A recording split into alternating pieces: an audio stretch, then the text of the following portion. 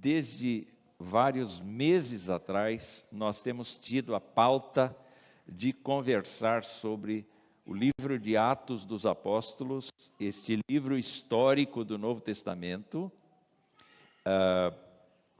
com o objetivo de ver nele o crescimento do Evangelho. Mas como eu dizia, então, nós estamos procurando no livro de Atos dos Apóstolos toda a ação do Espírito Santo de Deus sobre a igreja. Estamos vendo aqui o poder de Deus quando é livre para intervir, para agir, para abençoar. Nesse tempo de hoje, nós vamos examinar o capítulo 20 de Atos dos Apóstolos, e nós vamos examinar a narrativa que Lucas faz a partir do verso 13. O apóstolo Paulo está voltando da sua viagem missionária, que levou vários anos. Não foi uma coisa assim, eu vou andar por aí. Olha o percurso que ele fez, saindo aqui de Antioquia. Dá para ver a flechinha aqui? Dá para ver? Não dá para ver. No meu dá. Vocês devem todos vir para cá. O fato, queridos irmãos, é que ele saiu de Antioquia e ele viajou por dentro da Cilícia, passou pela Galácia, andou pela Ásia, deu a volta no mar Mediterrâneo, foi até a Acaia. E da Acaia ele começou a voltar, e a última pregação que nós ouvimos foi dele em Troade, no bico superior ali da Ásia. Deu para ver? Deu para ver. São muitos quilômetros rodados. Muita coisa aconteceu nesse período, e o apóstolo gastou vários anos nesta viagem missionária. O texto começa assim: nós, porém, prosseguindo, e quem está escrevendo isso naturalmente é Lucas, a narrativa aqui é Lucas, quando está na primeira pessoa do plural, nós sabemos que Lucas está dentro da comitiva de Paulo, dentro do grupo de discípulos de Paulo, e diz ele: nós, porém, prosseguindo, embarcamos e navegamos para Assos, onde devíamos receber Paulo, porque assim nos havia sido determinado, devendo ele ir por terra. Eu fiquei pensando, por que Paulo não aproveitou para fazer 80 quilômetros de navio circundando a ponta da Ásia, mas preferiu andar mais de 30 quilômetros a pé, ou talvez no lombo de um animal, sozinho. E a grande questão é que Paulo tinha tido várias coisas muito fortes na sua vida como crente. Hoje de manhã, na escola dominical, alguém chamou Paulo de super crente. Na verdade, Paulo nunca diria que era um super crente, era um crente normal. Era um crente que se sujeita à vontade de Deus. Então ele experimentou fortes experiências com o Senhor dos Exércitos, fortes contradições dos seus inimigos. Ele viveu o Evangelho de uma maneira que nós não temos dimensão tão grande a respeito de quanto foi essa vida com o Evangelho. Ele era sozinho, sem família, e ele então juntou em torno de si discípulos, seguidores, homens e mulheres, aos quais ele doutrinava. Vamos nos lembrar que ele tinha sido fariseu, e ele tinha se acostumado a viver num esquema rígido de fé e de religião. Vamos nos lembrar que o apóstolo Paulo era uma pessoa que na psicologia de antigamente se diria que ele era colérico. Se você ficasse na frente dele, ele atropelava. porque ele tinha uma vontade férrea de fazer as coisas. É só nós nos lembrarmos que ele foi dado como morto no apedrejamento, e aí chegaram os discípulos, talvez tenham orado com ele, e ele se levantou e voltou para a cidade que o tinha apedrejado. Uma força de ânimo muito grande, excepcional. Mas o apóstolo preferiu ir por terra. Alguns comentaristas dizem assim, ele foi orar um pouco. Ele foi buscar refúgio em Deus, ele foi buscar consolo. É fácil a gente ver que isto pode ter um fundamento de verdade, porque quando a gente olha para Jesus Cristo, tantas vezes Jesus Cristo foi procurado, e onde é que ele estava? Onde é que ele estava? Ele estava orando, ele estava retirado, ele estava falando com Deus.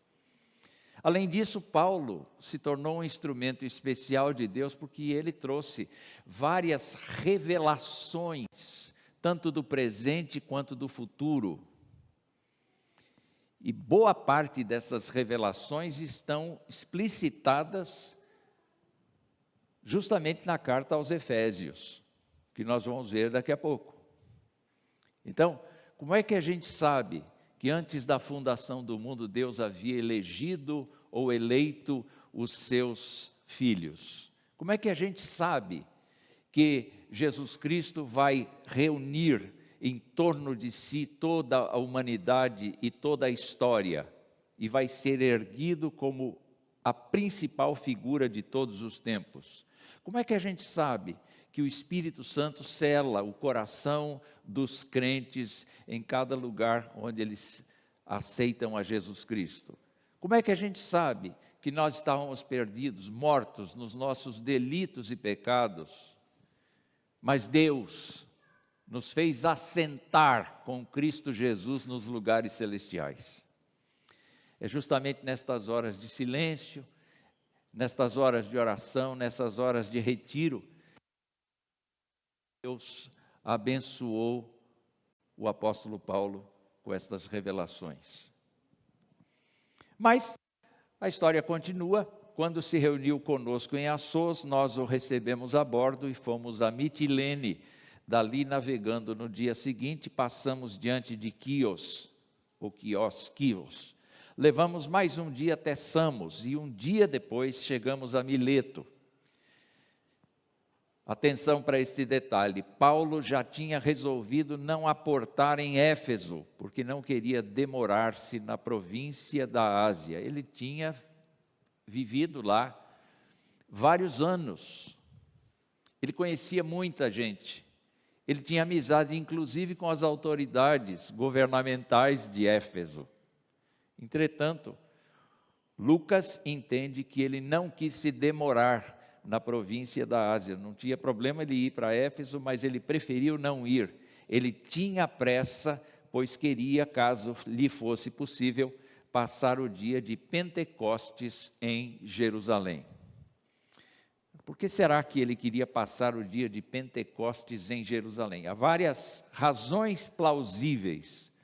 Uma das razões seria que a festa do Pentecostes era a mais numerosa festa dos judeus em Jerusalém. Era a chance de pregar o Evangelho na sua própria casa.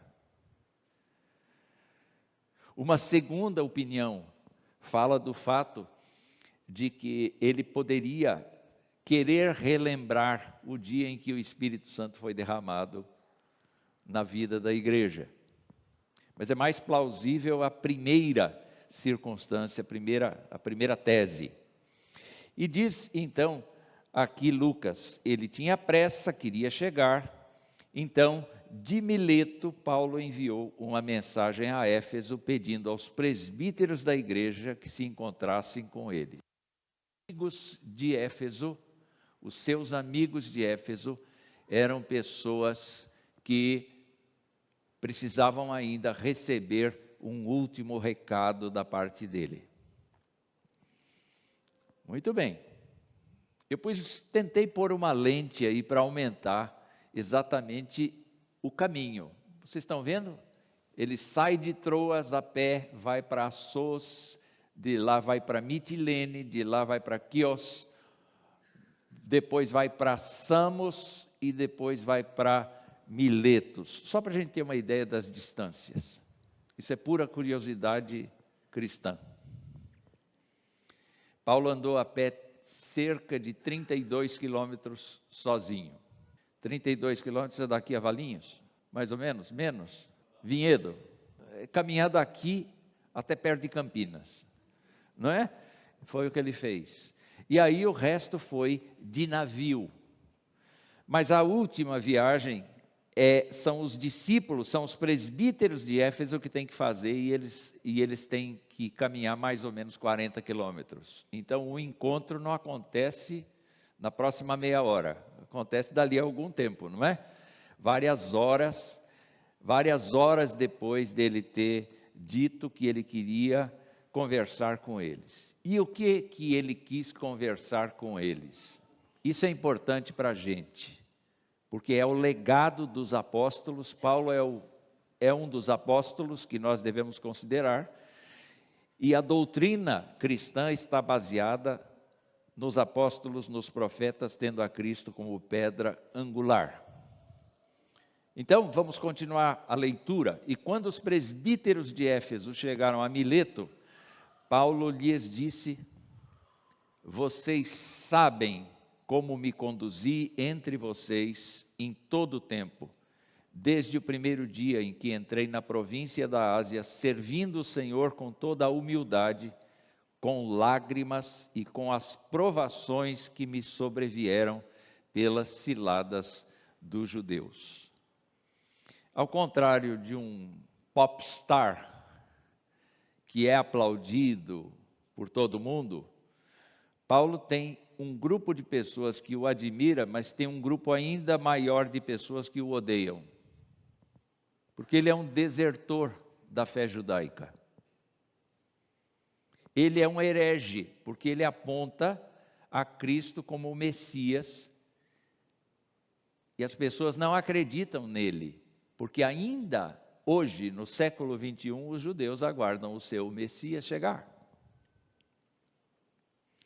Porque a configuração desse Messias é uma configuração que dá a ideia de um rei político, a configuração de uma pessoa que vai ser um homem de manobras políticas, de um guerreiro, uma pessoa que venha da casa de Davi, mas que instaure um reino neste mundo. E Jesus Cristo veio assim: o meu reino não é deste mundo. Eu vou ser morto. Ele anunciava isso. Eu vou ser pendurado no madeiro. Ele anunciava isto. E isto representa uma maldição para o judeu.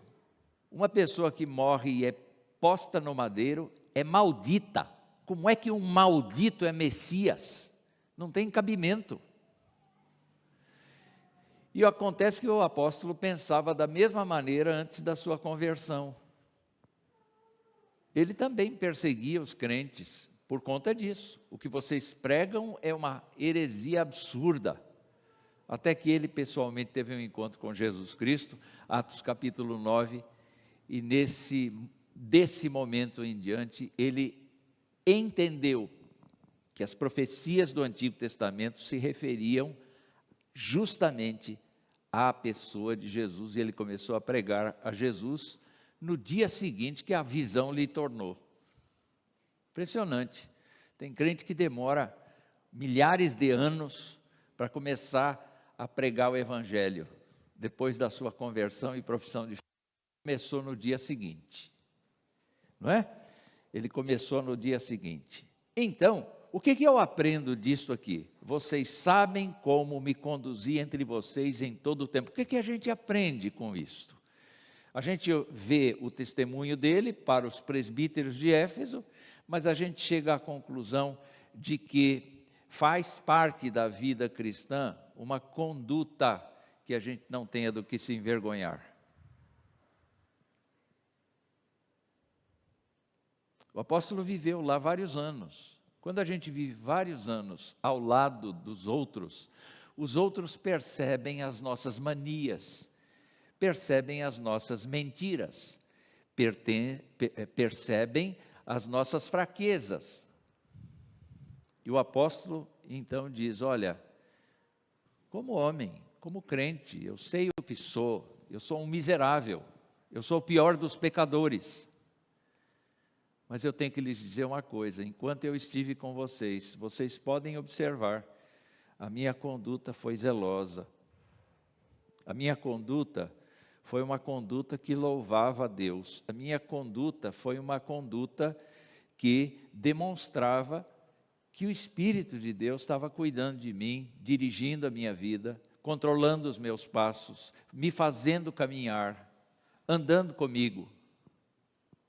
Queridos irmãos, esta é a forma pela qual Deus espera que os crentes andem.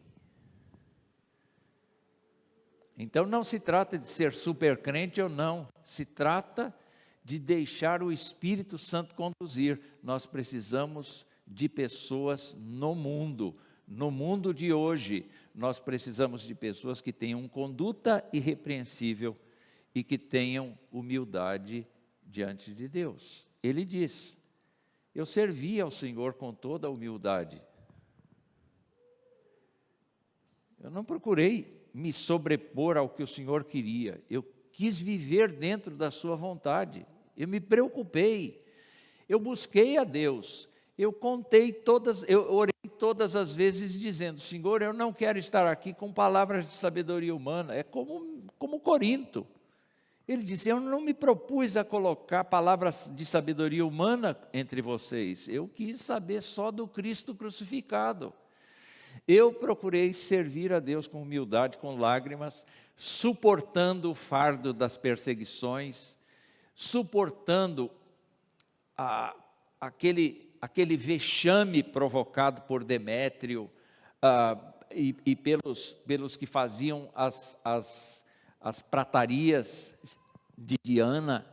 Eu sofri dos judeus, mas nada me impediu de ter um comportamento compatível com a palavra de Deus. O que a gente precisa neste tempo nosso é de gente como ele, que tenha uma conduta irrepreensível e humildade diante de Deus. Mas ele continua a narrativa e ele diz: vocês sabem que jamais deixei de anunciar o que fosse proveitoso. Não era apenas o Evangelho, mas era a vida em geral. E ele diz: o que fosse proveitoso, e de ensinar isso a vocês publicamente e também de casa em casa. Você vai na minha casa, Paulo? Vou. Não tem problema nenhum. Vou visitar você. E vou conversar com você. Quer dizer, me passa a impressão de que o assunto da vida de Paulo era Jesus. Era Jesus. Então, alguém talvez o convidasse para dizer assim: vamos falar sobre o futebol de Israel. Ele terminava a conversa falando sobre Jesus. Porque é isso que um crente deve fazer. Enquanto ele está na terra, esse crente é testemunha do Senhor. Foi para isso que Jesus nos chamou, não foi? Atos dos Apóstolos não fala exatamente isto? Vós sereis minhas testemunhas. Tanto aqui em Jerusalém, como na Judéia, na Samaria e até os confins da terra. Nós estamos nos confins da terra e nós não perdemos a missão que nos foi dada. E o que ele fez? Testemunhando tanto a judeus como a gregos o arrependimento para com Deus e a fé em nosso Senhor Jesus Cristo. Essas duas coisas são importantes.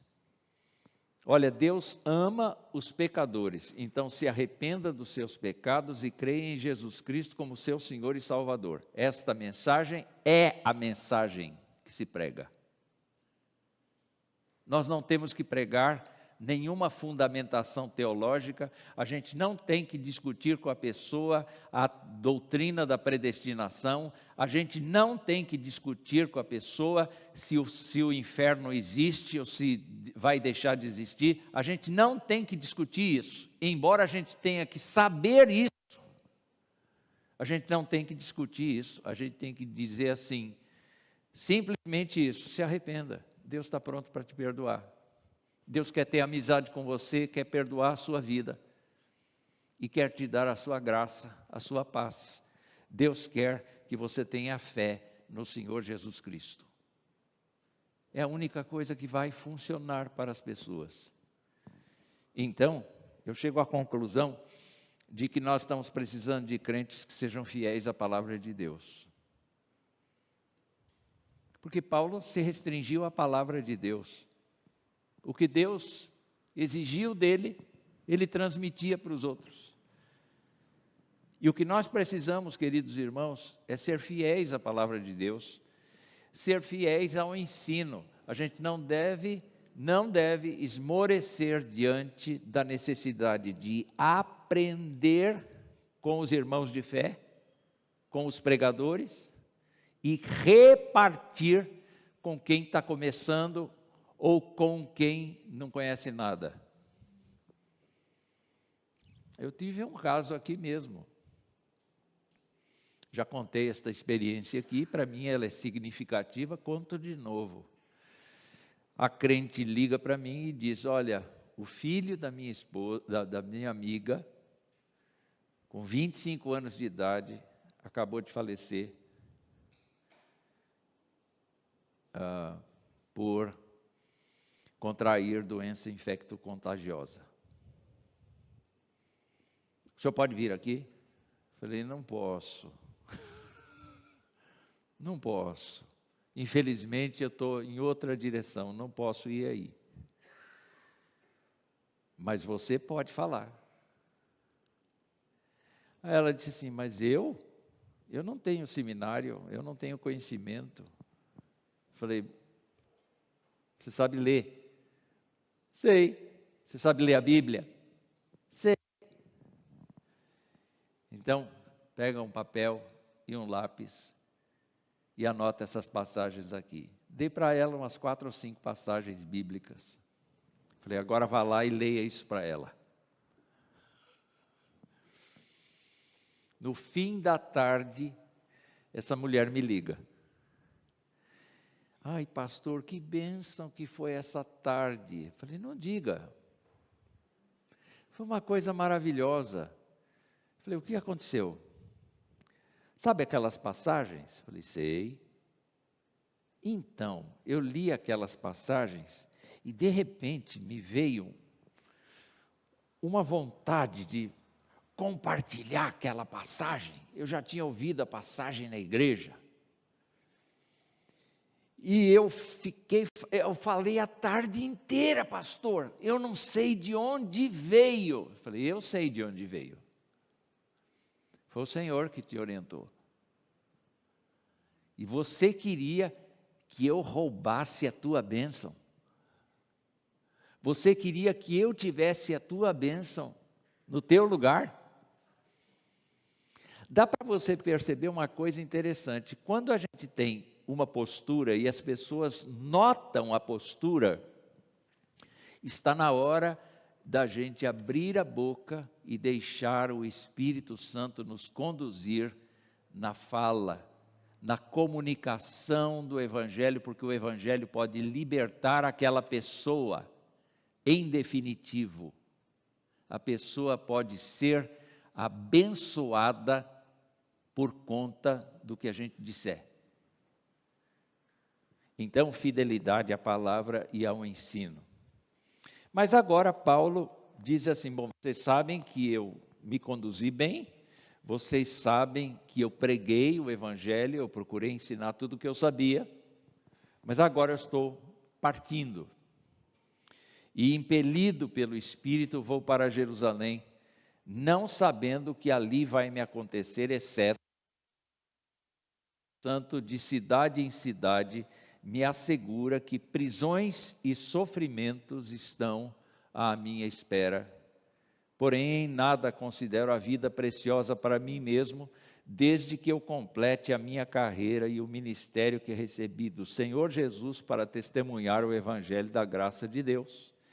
E agora sei que todos vocês, em cujo meio passei pregando o reino, não mais verão o meu rosto. Boa notícia, não é? Boa notícia.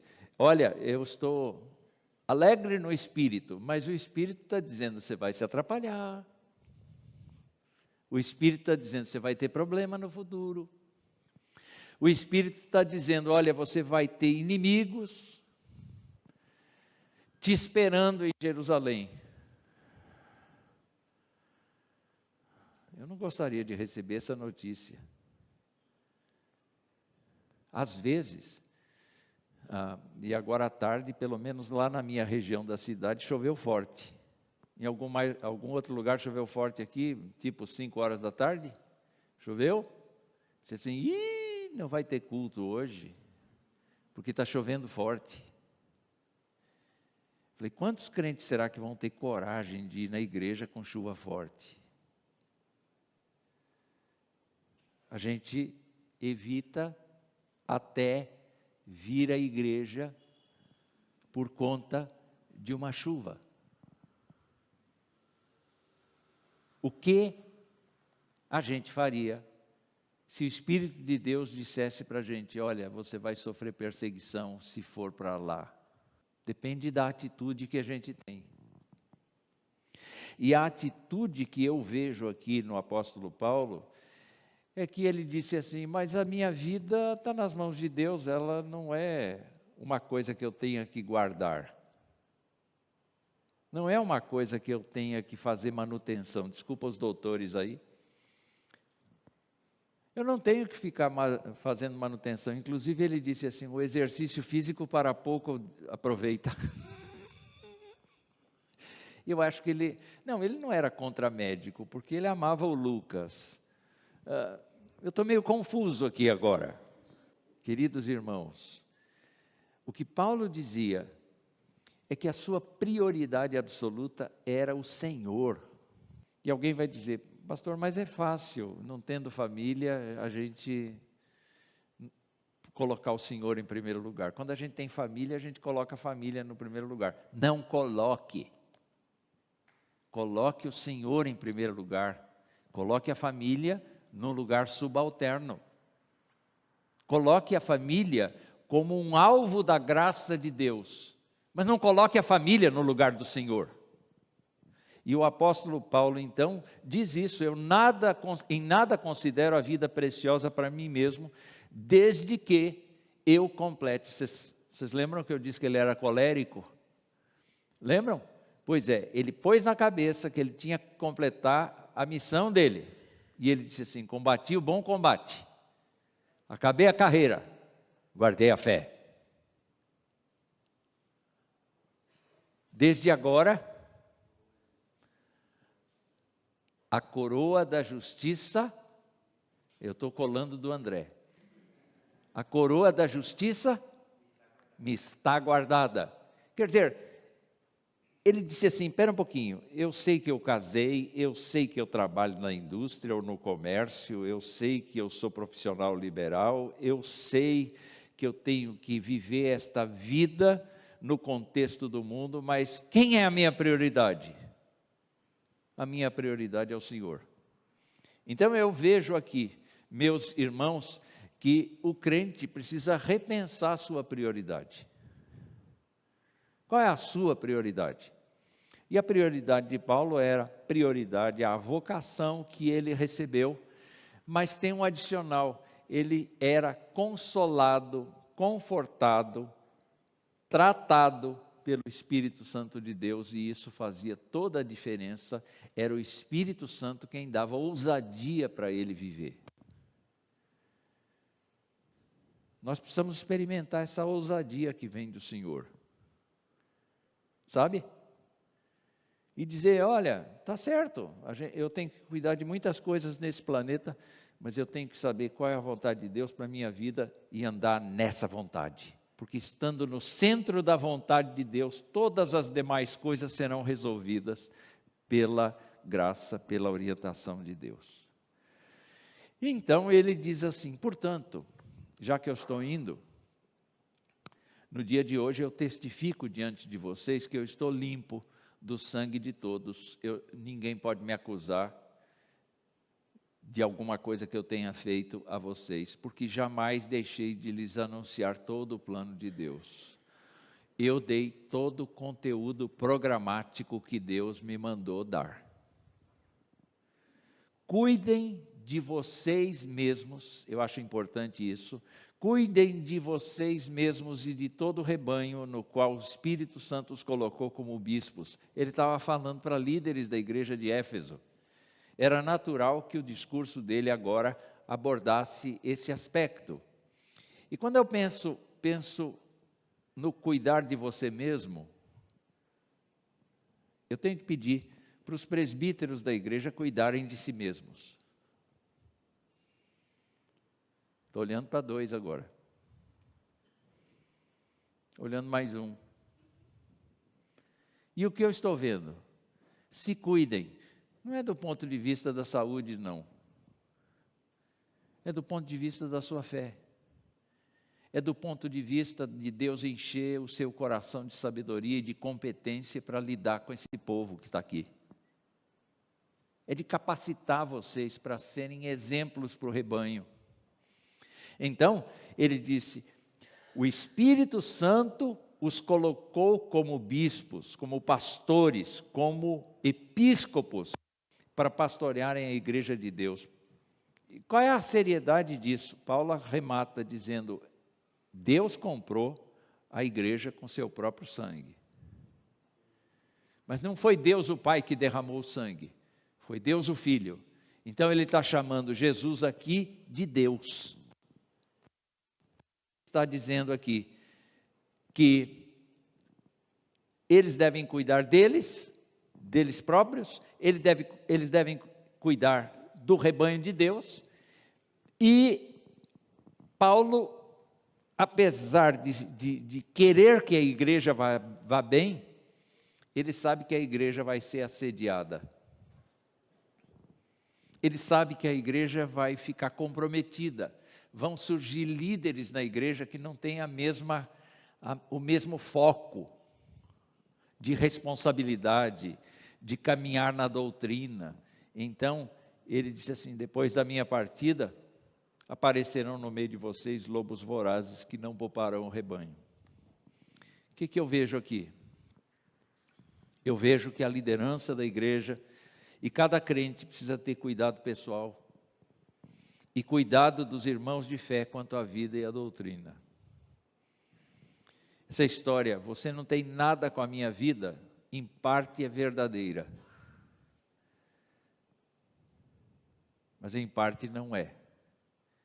No cristianismo nós temos que nos ajudar, no cristianismo nós temos que nos cuidar, nós temos que zelar pela fé dos irmãos.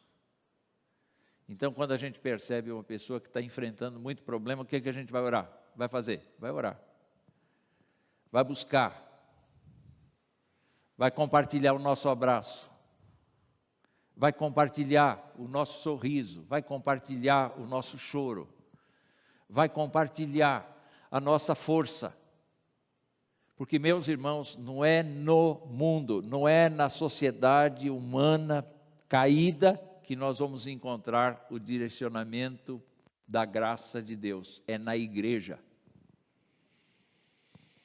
Então é necessário que a gente pense nestas coisas. E que até mesmo entre vocês se levantarão homens falando coisas pervertidas para arrastar os discípulos atrás de si. Portanto, vigiem, lembrando que durante 3 anos, noite e dia, não cessei de admoestar com lágrimas cada um de vocês. Agora, pois, eu os entrego aos cuidados de Deus e à palavra da sua graça, que tem poder para edificá-los e dar herança entre todos os que são santificados. Eu fiquei doído com essa palavra. Até no meio de vocês vai surgir gente tola, liderança fútil, liderança que quer promover pensamentos que estão longe, distantes da palavra do Senhor.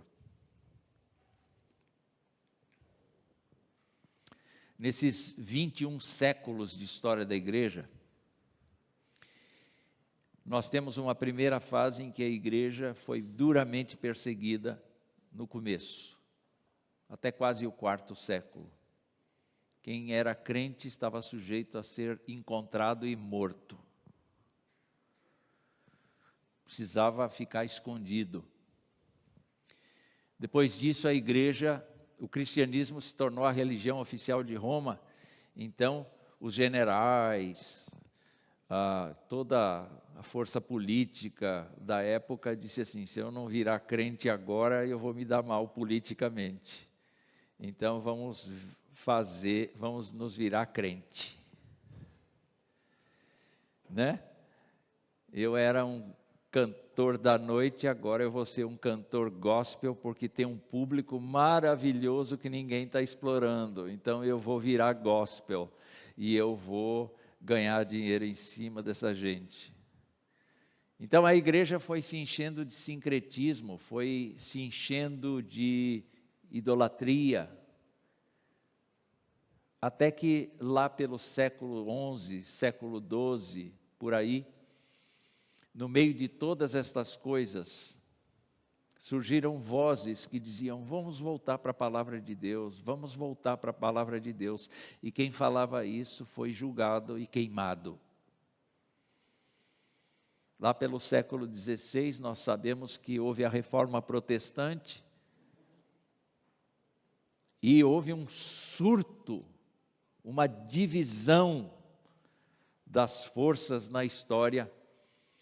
Mas dali 100 anos, 200 anos, já apareceram os primeiros traços do liberalismo teológico. E a igreja hoje é uma igreja que varia entre um misticismo,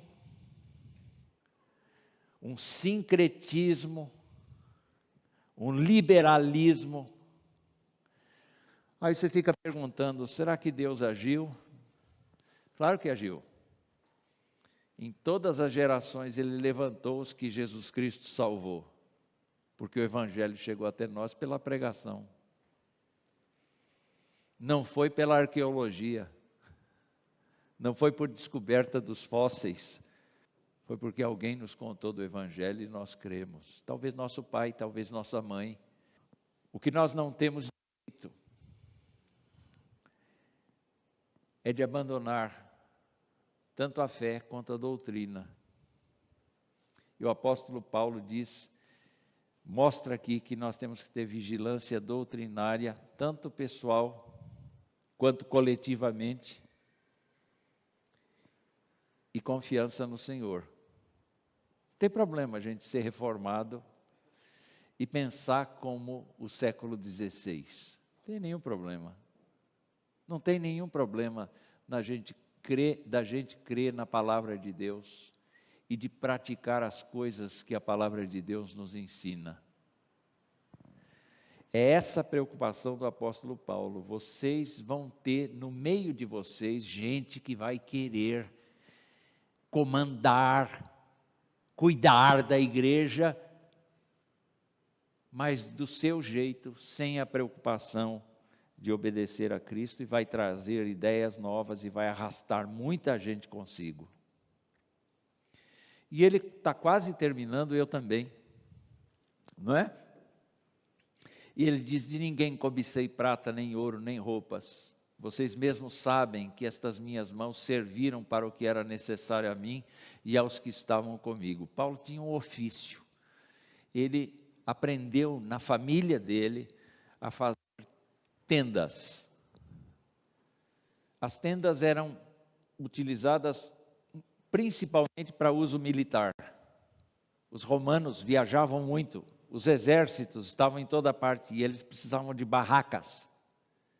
Então o apóstolo aprendeu com a família dele, lá em Tarso, a construir essas tendas. E foi assim que ele foi se mantendo no ministério, sem depender das ofertas da igreja. Ele tinha esse orgulho de dizer, eu não dependi de vocês não. Então ele diz, estas minhas mãos serviram para o que era necessário a mim e aos que estavam comigo. O que a gente vê aqui? Deixa eu continuar. Em tudo tenho mostrado a vocês que trabalhando assim, é preciso socorrer os necessitados e lembrar das palavras do próprio Senhor Jesus, mais bem-aventurado é dar do que receber. O que eu vejo aqui? Eu vejo aqui, queridos irmãos, que o apóstolo Paulo tinha cuidado com a ganância, cuidado com a dominação do rebanho. Nós não estamos aqui para mandar nos crentes, iludir os crentes. Nós estamos aqui para servir os crentes. É como a coisa pública. O pessoal que está no governo não está para mandar na população, mas está para servir a população. E, queridos irmãos, nós devemos ter especial cuidado com a nossa própria ganância. Às vezes, o crente de maior posse na igreja chega e diz assim, eu quero ar-condicionado. O pobre nunca teve ar-condicionado, se sujeita ao calor. Mas o crente chega e diz, não, eu tenho ar-condicionado na minha casa, eu quero aqui. Estou dando um exemplo bobo. Mas é assim, o que vocês estão fazendo com o dízimo que eu estou dando? Como vocês estão administrando o negócio da igreja? Para com isso. Para com isso. Entrega a primícia para o Senhor. A gente viu isso no domingo passado. Entrega as primícias para o Senhor. Descansa nele. Quem assumir a responsabilidade de conduzir vai ter que responder para Deus isso. Então, liderança, cuidado com a ganância e a dominação do rebanho de Deus. E por último, queridos irmãos, o trecho está terminando. Tenho dito isso, ajoelhando-se, Paulo orou com todos eles. Então houve grande pranto entre todos. E abraçando Paulo, beijavam, entristecidos, especialmente pela palavra que ele tinha dito, que não mais veriam o seu rosto, acompanharam até o navio. O que eu aprendo disso? Eu aprendo que é fundamental a gente ter esse olhar de intercessão, esse olhar de interesse, esse olhar de compaixão, esse olhar de enviar as pessoas. Não é? Simbolicamente, nós mandamos embora aqui o Gilberto e a Yasmin. Não é verdade? Nós mandamos eles embora para os Estados Unidos. Ele foi a trabalho e ela foi lá e está dando trabalho. Não, quero dizer, ela está lá sofrendo de solidão. Os vídeos que ela põe lá demonstram que ela está solitária lá, não é? Ela não está sentindo solidão, ela está sentindo solidão. Quantos de nós estamos ainda lembrando deles? Ou eles já foram apagados da nossa memória?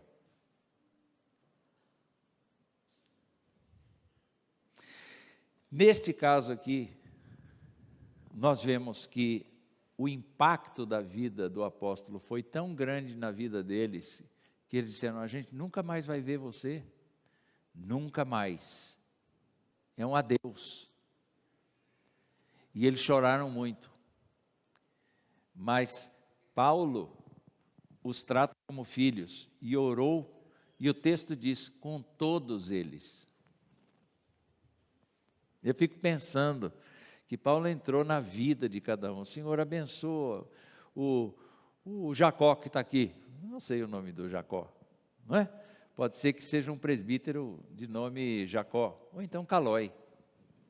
Não é? Pode ser que seja uma pessoa assim: Senhor, abençoa ele, abençoa a mulher dele, abençoa o filho dele, abençoa a filha dele, abençoa o casamento que vai acontecer. Quer dizer, Paulo estava envolvido com a vida dessa gente.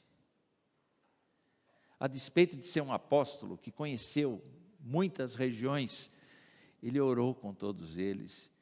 E Paulo, quando fazia oração, ele não pedia desse tipo: Senhor, tira a dor de cabeça do teu servo. Ele não orava isso era pouco. Ele dizia: Senhor, que esse teu servo conheça Jesus Cristo verdadeiramente. Ele procurava orar por coisas substanciais da fé. E você enxerga nesse desfecho desse discurso de Paulo um amor fraterno que eu queria que nós víssemos na nossa igreja. Um amor honesto, um amor verdadeiro, um amor de interesse, um amor de cobertura de oração, um amor de alegria, um amor de choro. Vamos recapitular? Vamos começar tudo de novo?